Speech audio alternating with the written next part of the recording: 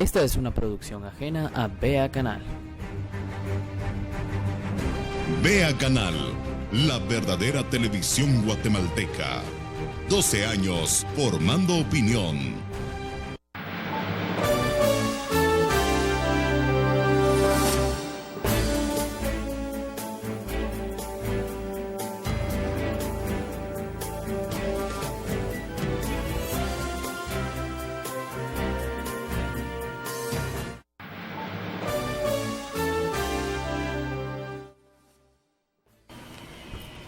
Gracias amigos por estar en sintonía. Karina González de Rothman es mi nombre. 15 de noviembre del año 2017.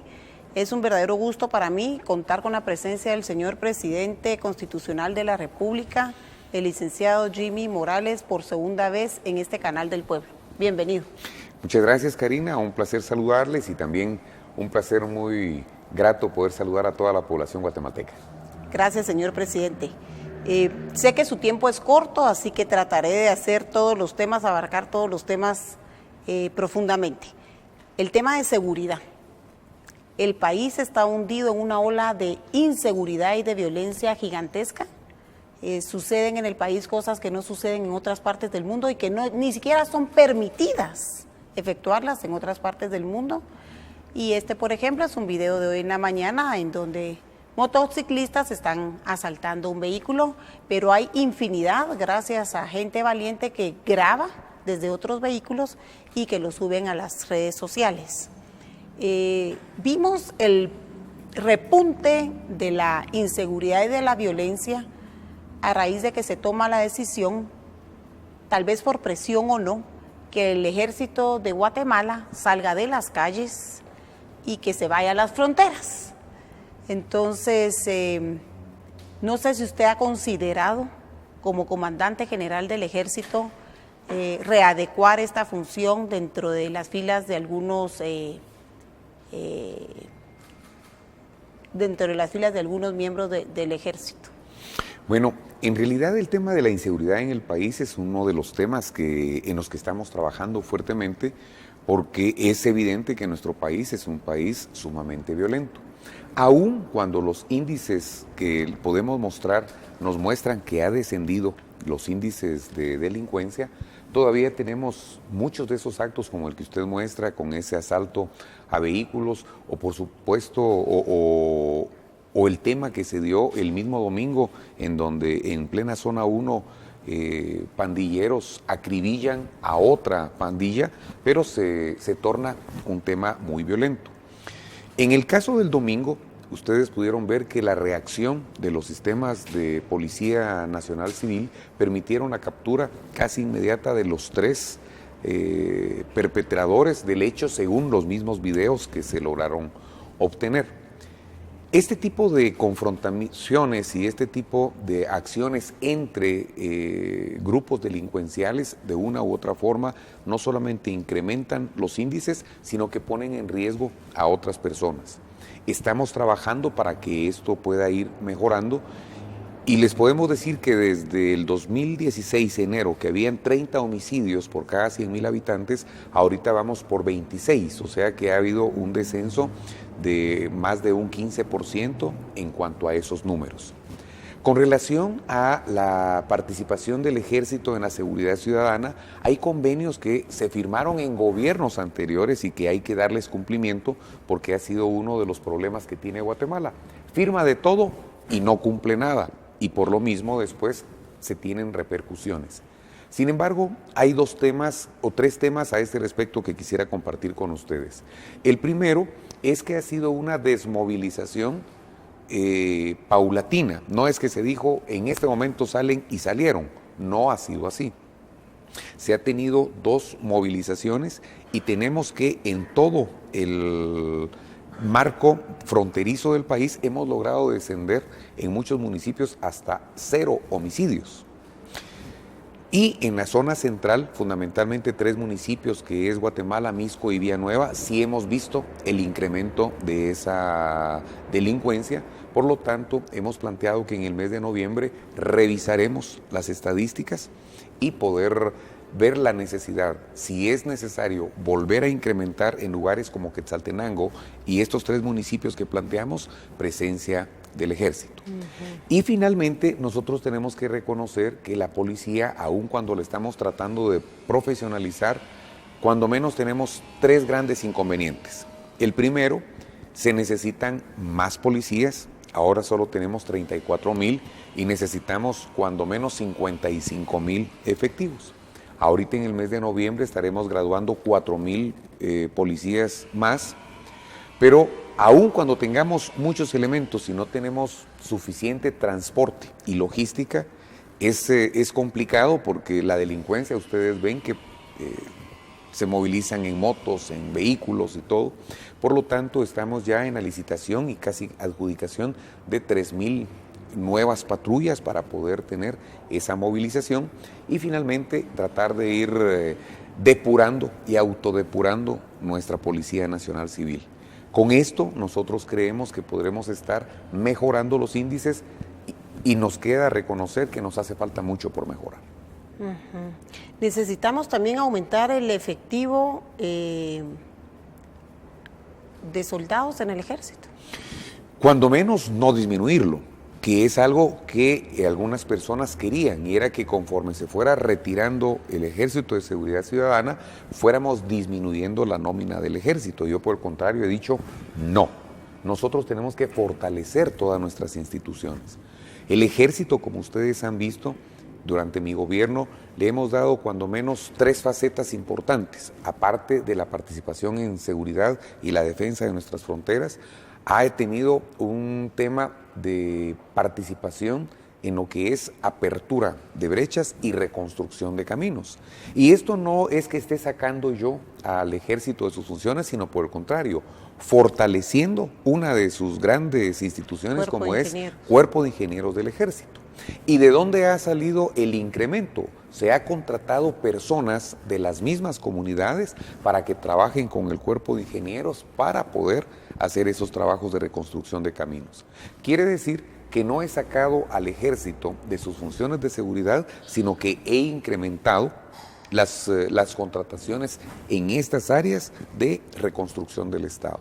También le hemos dado una participación en su participación en temas sociales, como por ejemplo la construcción de escritorios escolares, la construcción de tráilers de cocinas que nos pueden servir para temas de rescate y que nos han servido muy bien.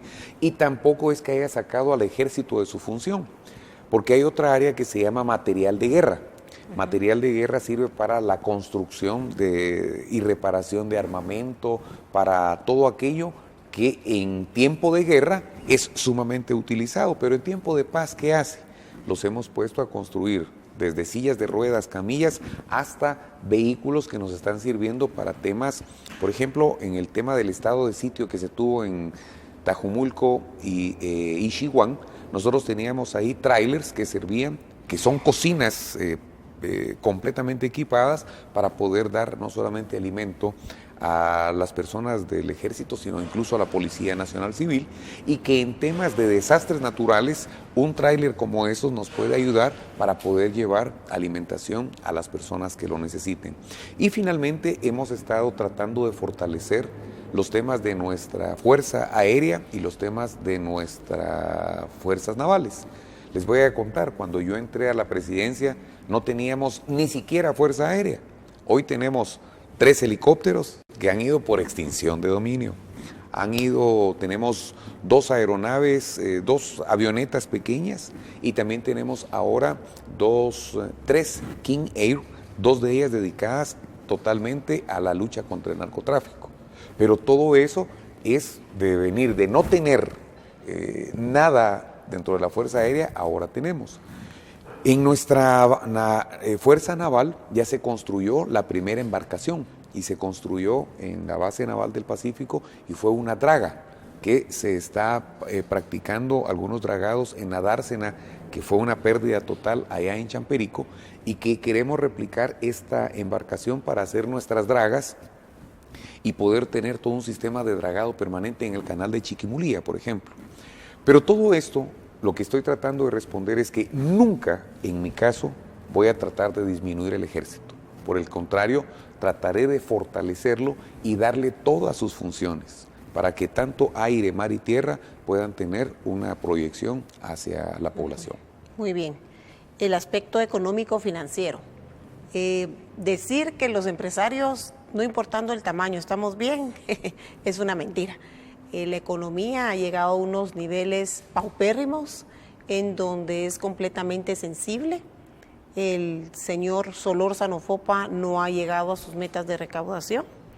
Él decía, y su pretexto es que los empresarios no hemos pagado el ISR, pero yo les recuerdo que hoy se nos vence. Hoy 15 se nos junta la planilla, la quincena, con el pago del impuesto sobre la renta. Él podrá tener sus excusas. Lo que sí pudimos ver es que con toda esta persecución, justa o injusta, con razón o sin razón, lo que se ahuyentaron fueron los capitales nacionales y los internacionales. Y no podemos aislarnos del mundo ni podemos permitir que haya paz en este país y que se cese la inseguridad si no hay alimento en la casa. ¿Qué hacer? He sido completamente drástico en la forma de referirme a este tema. No podemos seguir como perros persiguiendo sus propias colas sin dar puertas de salida. Yo he llamado insistentemente a instancias como la SAT y como el Ministerio Público para que se les dé salida a todas las empresas que tengan algún tema financiero y tributario que resolver. Y he sido claro y enfático también en que no todo se puede judicializar y volver penal. No podemos tener persecución tras persecución tras persecución sin darle solución a la problemática que tiene nuestro país. Desde el pequeño hasta el gran empresario, lo que tenemos que tener son reglas claras, aplicación correcta de la ley y cada tema en su justa dimensión. Lo que es administrativo, administrativo. Lo que es fiscal, fiscal. Lo que es administrativo contencioso en ese lugar, lo que es penal, que se trabaje de manera penal, pero no todo lo podemos generar con una sola y misma persecución. No lo podemos hacer ni mediáticamente ni legalmente. Lo único que generamos es un pasivo judicial tan grande que no solucionamos un problema y estamos metiendo mucho terror y temor en otras personas que dejan de invertir, que dejan de producir y dejan de generar empleo. Con el presidente Varela, que es el presidente de Panamá, tuvimos una conversación precisamente en contra de la corrupción. Y nadie estamos en contra de la corrupción. Todos vamos a querer luchar contra la corrupción. Pero me decía el presidente Varela, yo dije que se persiga el delito, que se hagan todas las investigaciones, pero que por ninguna razón se pierda una plaza de trabajo. Difícil. Difícil. Van de la mano. Difícil si todo se persigue penalmente y no se dan las salidas judiciales que se pueden dar. Voy a poner un ejemplo, no sé si hago bien con ponerlo, pero creo yo que podría ser una de las formas de enfrentar un problema que nos puede beneficiar a todos. Hubo una empresa que se dedicaba a temas industriales y le fue señalado un delito. Entonces esta empresa decidió pagar 780 millones de quetzales. Pero la empresa nunca cerró. La empresa siguió produciendo. La empresa siguió generando y no se vieron amenazadas las fuentes de empleo. Pero si viene usted y me cierra la empresa, no solamente no le voy a poder pagar, sino que encima voy a perder las fuentes de empleo y es muy probable que ya no siga invirtiendo en el país. Entonces es ahí donde aparte se necesita... Aparte que quede estigmatizado hasta la muerte. Exacto. Pero entonces el punto es generar un sistema en donde las cosas sean claras. El que tenga que pagar, que pague. Si es una multa, que pague la multa. Pero si después de 12 años, mejor dicho, después de 7 años, desde el 2012, tengo un señalamiento, no lo dejo producir, no lo dejo generar, no lo dejo importar, no lo dejo trabajar, lo único que pasa es que todas las cadenas que estén dentro de ese ente productor se nos puede caer. Quiebran hasta acreedores de esa industria que pueda ser satanizada. Así es. Entonces es hora de, entonces sería, perdón señor presidente que lo interrumpa, entonces sería hora de poder evaluar el trabajo hecho por el señor exfiscal, aunque creo que tiene la plaza congelada, el señor Solórzano Fopa, porque aparte yo sé que es alguien que se lo dejaron electo, el presidente que estuvo interinamente 3 meses, ex magistrado de la CC, pero también tenemos la investigación hecha en Beacanal, que él fue una persona sin experiencia, que venía del Ministerio Público, que sacó 27.28 puntos, por ahí tengo la información, y que en estos momentos tengo la información por gente de los sindicatos, no le debo revelar mis fuentes, pero se las voy a dar, de la SAT, en donde se nos ha dicho, de manera anónima, que se han estado contratando una empresa, en lugar de estar haciendo las contrataciones por la Dirección de Recursos Humanos de la SAT, sino que allí lo que hacen es contratar gente afín, se le paga a esta empresa por la contratación, imagínese usted, por cada uno de los trabajadores de la SAT, y se están contratando muchos abogados que saben poco, nada o nulo, como que si fuese una persecución la que le sigue esperando al pueblo guatemalteco que es económicamente activo, gente afín al Ministerio Público en estos momentos. Yo le hago la denuncia a usted clara en las cámaras, porque creo que es momento, si usted me lo permite, de sugerirle que se evalúe, y es el sentimiento de muchos empresarios, tan pequeños como nuestro caso, o muy grandes, el trabajo del señor Solórzano Fopa.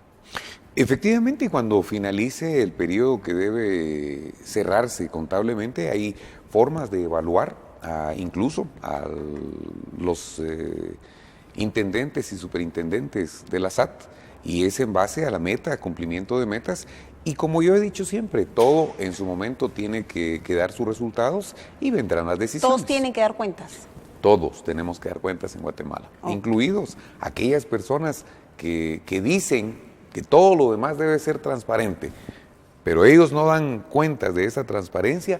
Creo que debiera haber una ley de transparencia de todas las entidades que funcionan en Guatemala, sean gubernamentales, sean no gubernamentales, sean organismos nacionales o internacionales.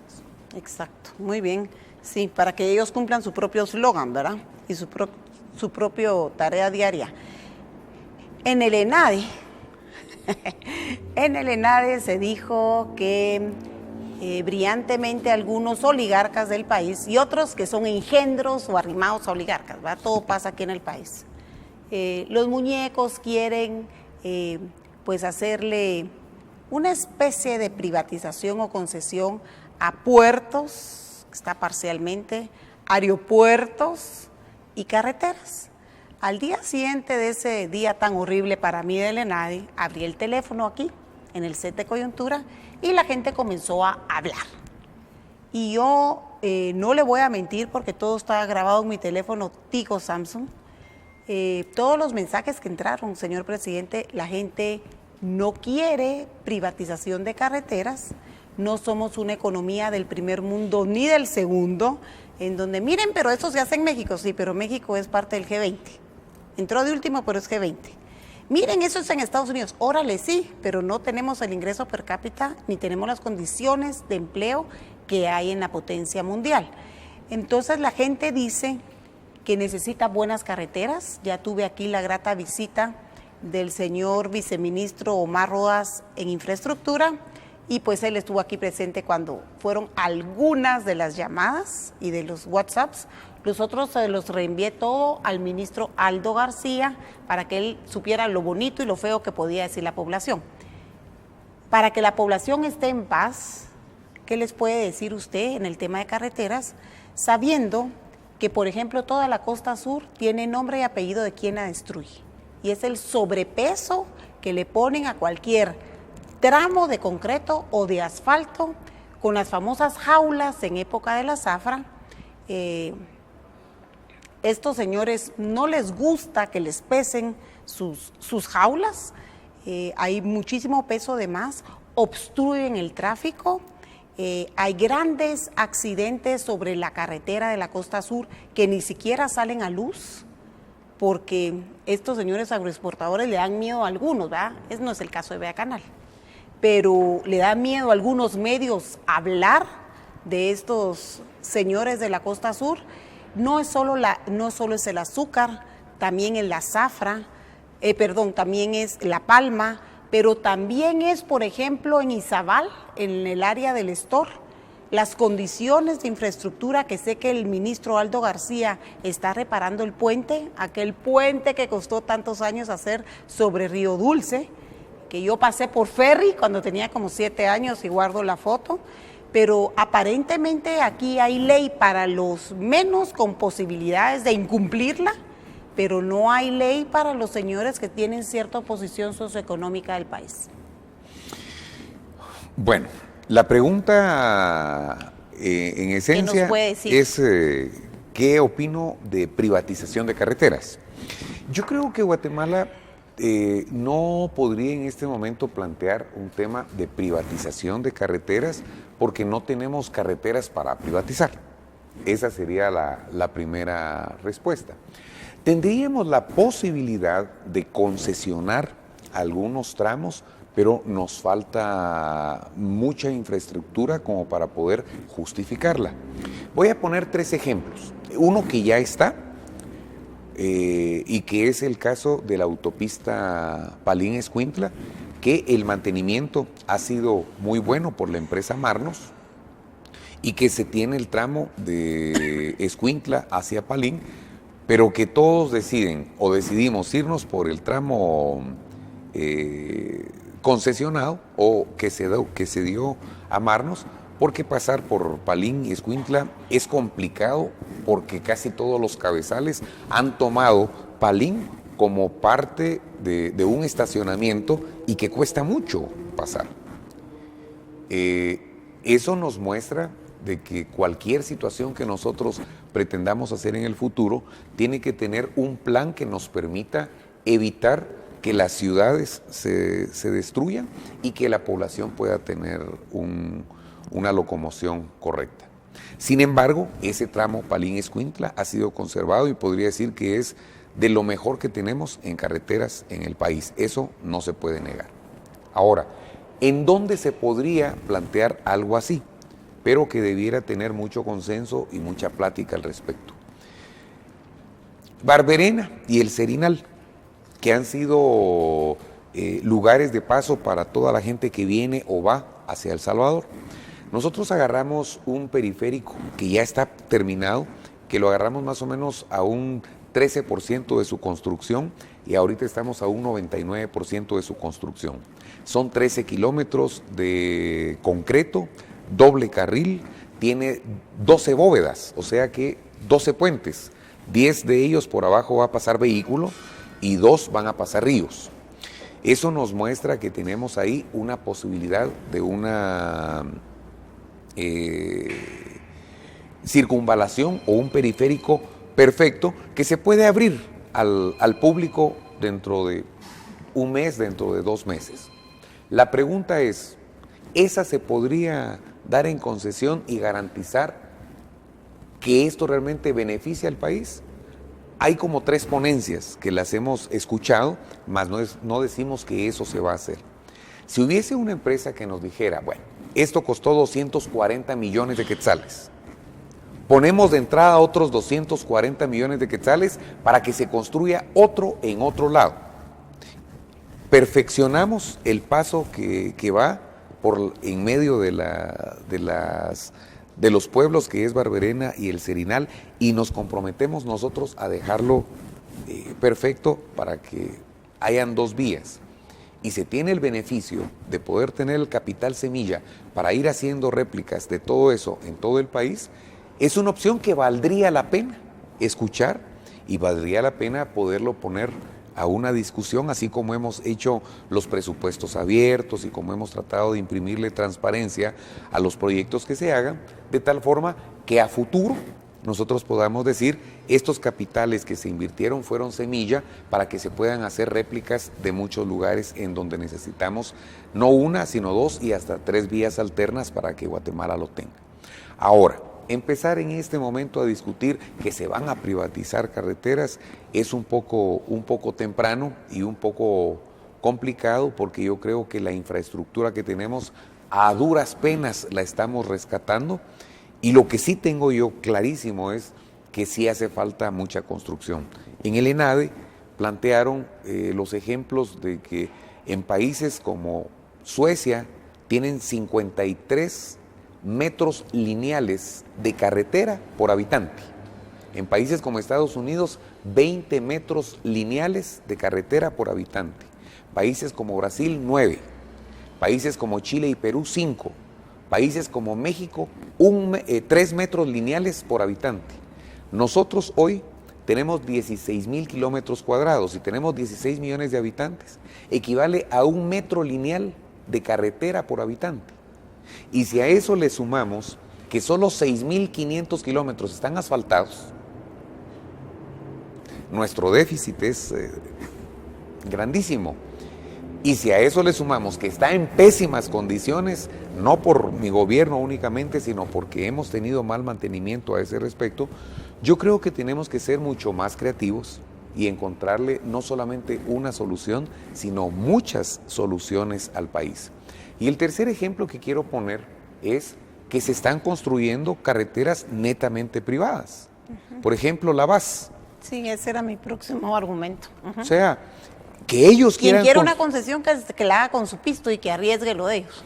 Entonces, hay tantos modelos para poderlo hacer que yo creo que cerrarnos los ojos, que no, que sí, no creo que sea la solución. Fíjese que el televidente decía, si quieren carreteras privadas, con su pisto, pero no con el pisto que está costando mucho juntar para ir a pagar el ISR, por ejemplo, de hoy o a fin de mes el IVA. Perfecto, pero estamos torturados. La figura que le planteé al principio es, miren, yo ya construí la carretera, pero no tengo para construir otra.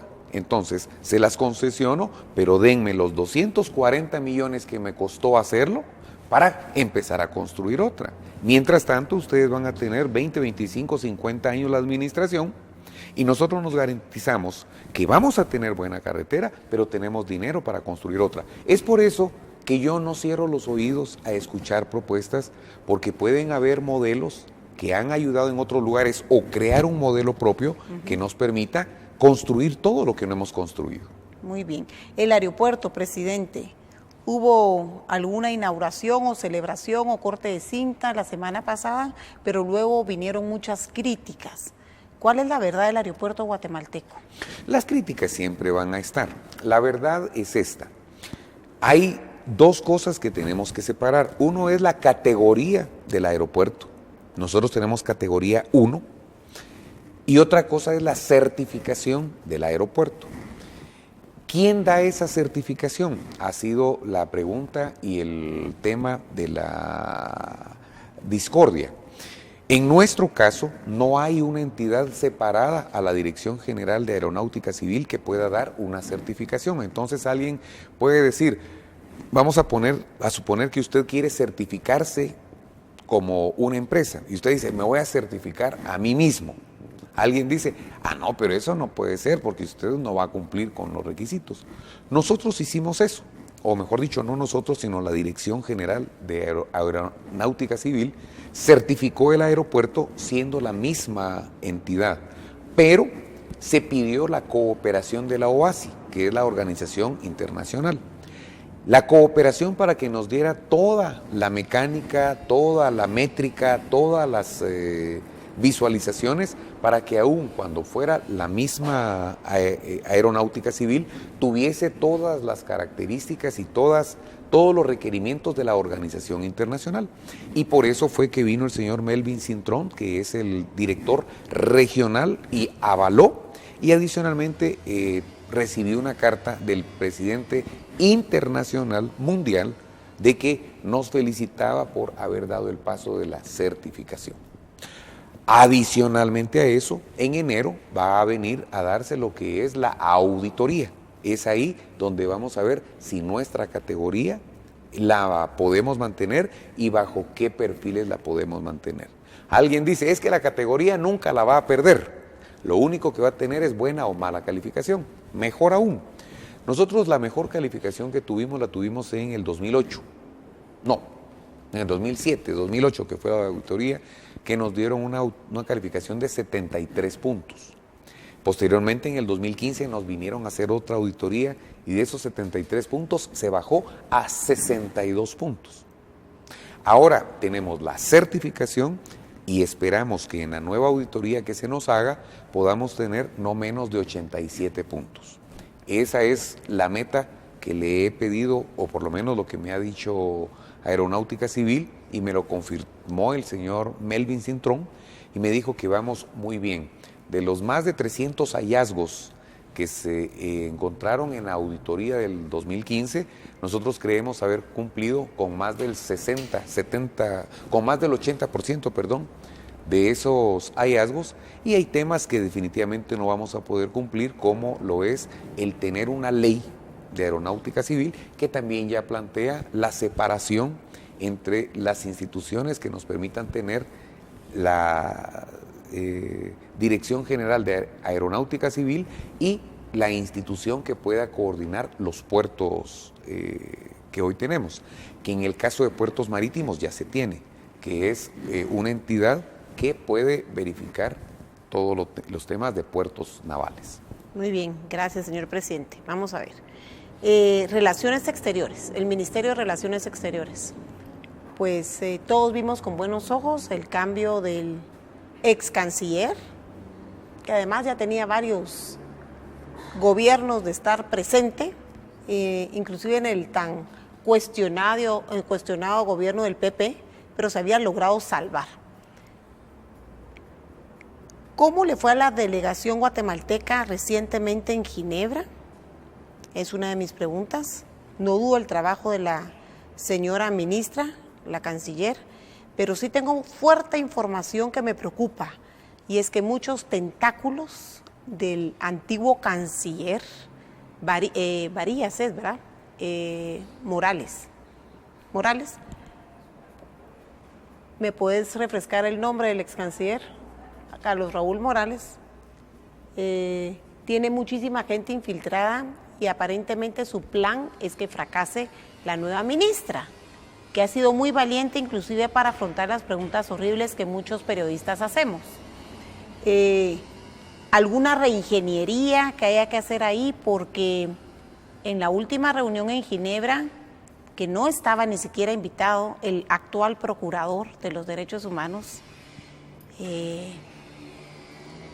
tengo la información que un vicecanciller actual se puso de alfombra, y se lo voy a hablar en un sentido figurativo, y le rindió pleitesías, hizo una paradita ahí, solo para inclusive irlo a traer inclusive al aeropuerto, y son cosas que nos dejan a los que estamos desde afuera con un muy mal sabor, ya que sabemos que la intención fue ir a poner de cabeza al país, cuando él mismo, el señor procurador, ha hecho un pésimo trabajo, se ha enfocado en un trabajo político y no está realmente defendiendo su mandato, ni haciendo lo que su mandato le ordena. Bueno, en el caso de la nueva canciller, yo le puedo decir, es una mujer de carrera y es una mujer muy valiente.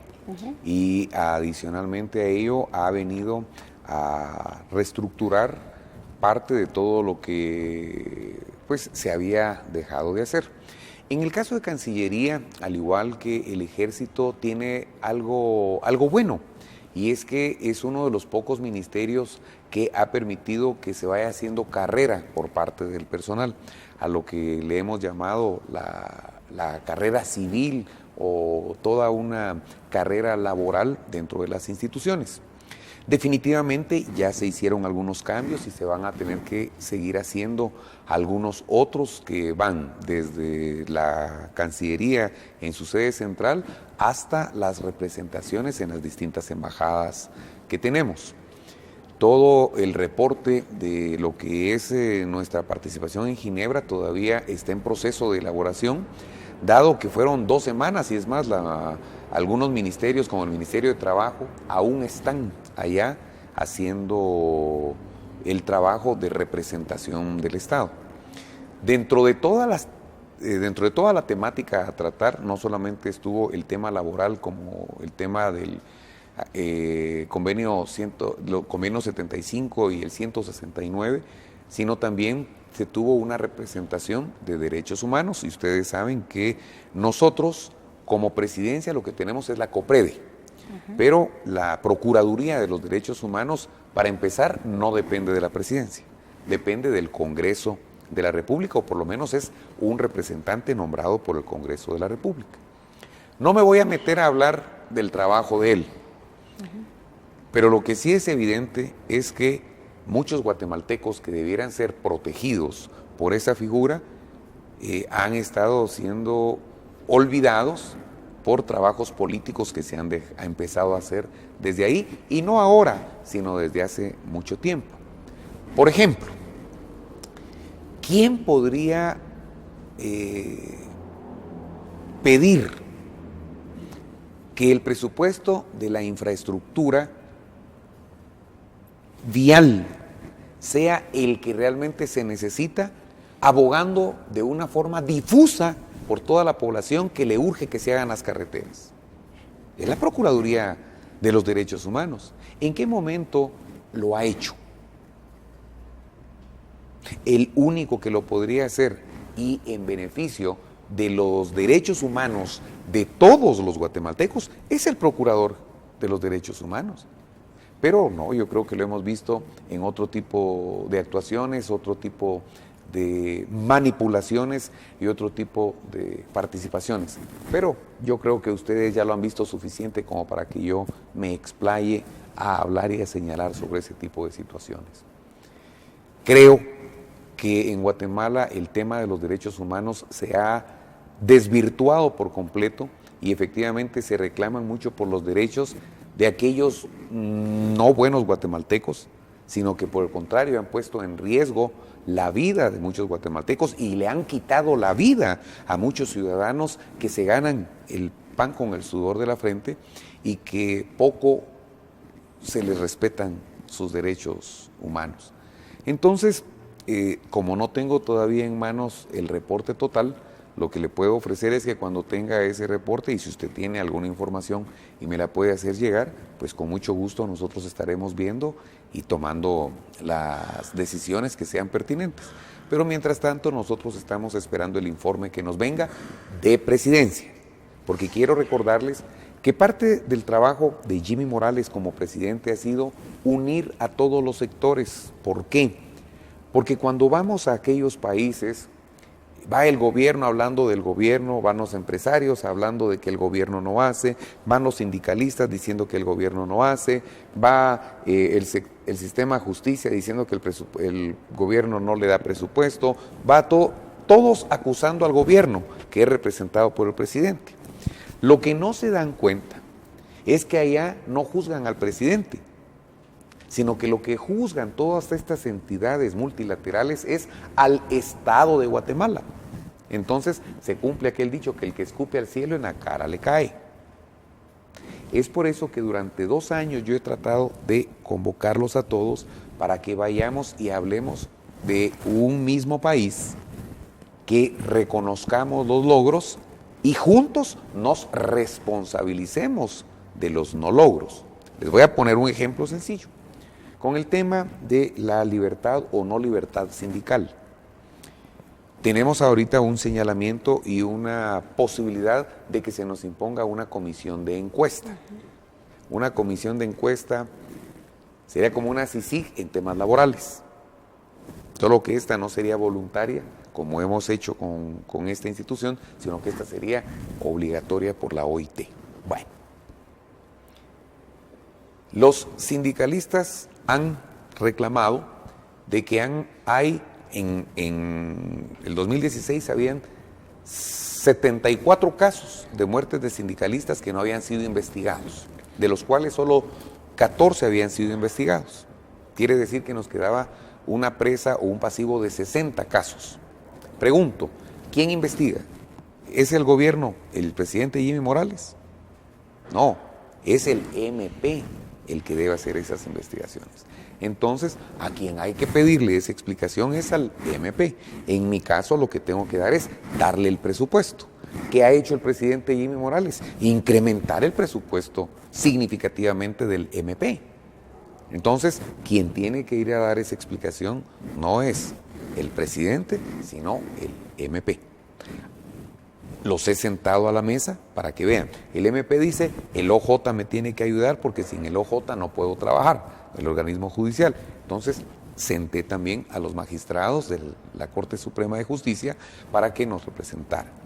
También los empresarios y los sindicalistas. Ya sentados todos, ya los puse a hablar de toda la temática para que nos diéramos cuenta que todo lo que es ir a decir el país, lo único que hace es que otros países nos vean mal, nos den malas calificaciones en cuanto a seguridad, nos den malas calificaciones en cuanto a temas financieros, en cuanto a temas laborales y en cuanto a todo, y después nos decimos, ¿por qué nadie quiere venir a invertir a Guatemala?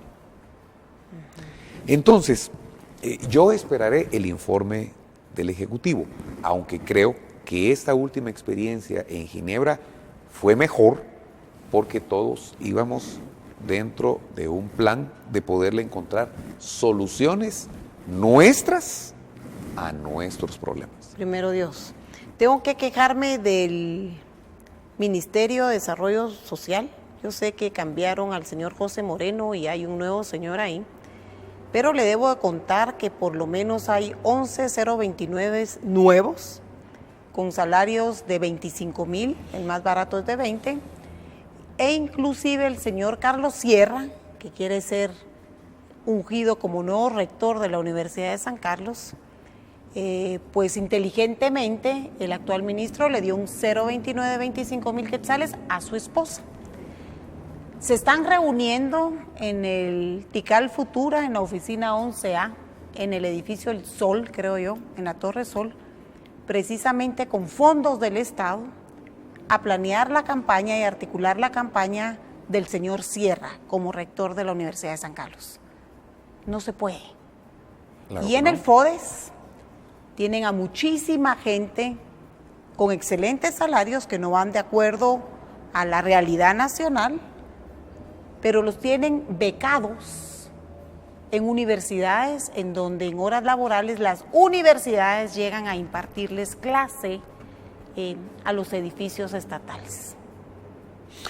Bueno, esa información que me da no la sé, pero si me la traslada, con mucho gusto podemos hacer la investigación. De aquellos ministros que tal vez hay que revisar si están haciendo política allá y a favor de quién. Imagínense hacer política a favor de desestabilizadores si sabemos que el rector, con su berrinche que quiere su préstamo, sale mañana y encabeza la lista de estos señores que tienen planeado parar en las cabeceras departamentales.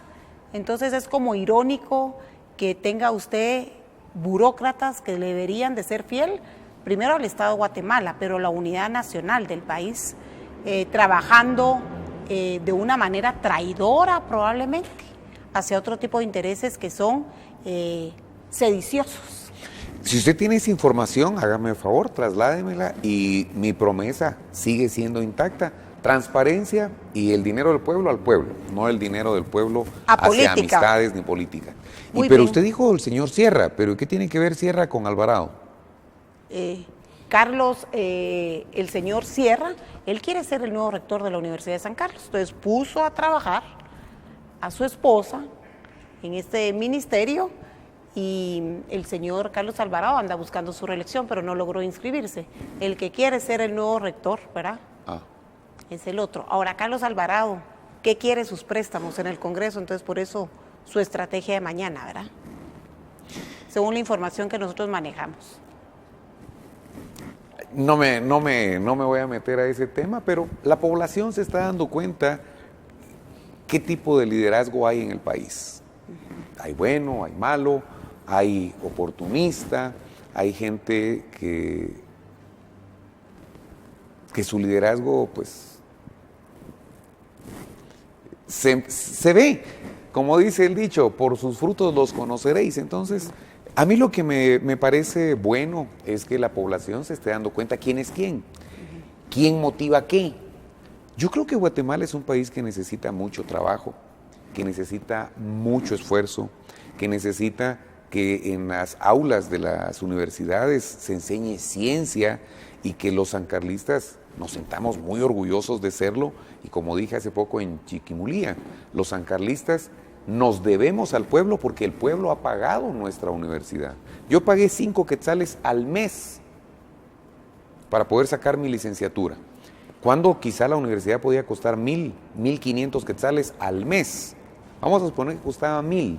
¿Quién pagó los 995 quetzales adicionales que yo como estudiante sancarlista no pagué? Los que pagan impuestos. El pueblo de Guatemala. Entonces el sancarlista, por obligación, no solamente está obligado a estudiar y a ganar sus clases cuando menos, y después a poder verdaderamente buscarle solución a los problemas reales, no crear problema donde no hay, o querer crear problema en donde no cabe, ya no cabe más Entonces, edición. Señor presidente, bueno, para terminar. Mejor ya no continúo porque... Señor presidente, para terminar, muchas intentonas para derrocarlo, mucha confabulación, inclusive de los que me imagino usted sienta en Casa Presidencial a platicar por los problemas del país. ONGs involucradas, gobiernos extranjeros involucrados, medios de comunicación probablemente involucrados. Sin embargo, para los que sí nos cuesta y no nos regalan, lo que menos queremos es que un presidente se caiga, que sí termine, porque las muestras de esta sedición es la respuesta de cómo está el país económicamente, entre otros. ¿Qué presiones actuales tiene? Si las tiene, ¿y cómo las piensa afrontar? Esa es mi última pregunta de cierre. Bueno, el presidente siempre va a tener presiones de todo tipo. Lo que sí es cierto es que creo que tanto mi ideología política, que es un nacionalismo cristiano, le podría decir yo, aun cuando quizá no exista esa tipificación, dentro de mis principios está el amor a la patria por sobre todo, incluso por encima de mi familia, y creo que estos 20 meses han sido muestra de que a pesar de que amo a mi familia por sobre todo, le he dado la oportunidad a las instituciones de que funcionen con el propósito de que en Guatemala podamos tener la esperanza y la expectativa de que no solamente haya paz, sino que también haya justicia.